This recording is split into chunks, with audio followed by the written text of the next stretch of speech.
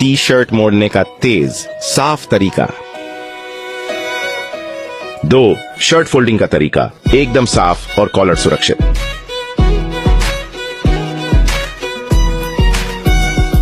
3.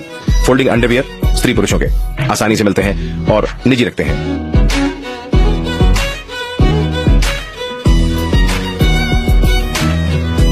4.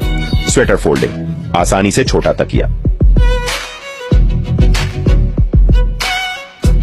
5. Hoodie अलमारी में करीने से रखी।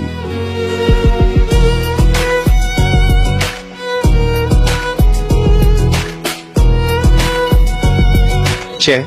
जीन्स मोड़ना। 7. पजामा मोड़ना।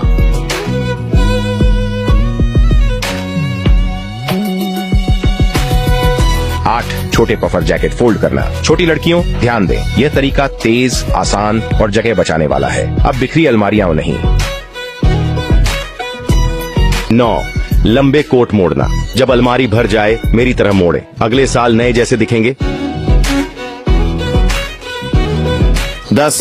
डाउन जैकेट मोड़े। अभी तक नहीं सीखा? यह वीडियो सेव कर लो ताकि जब जरूरत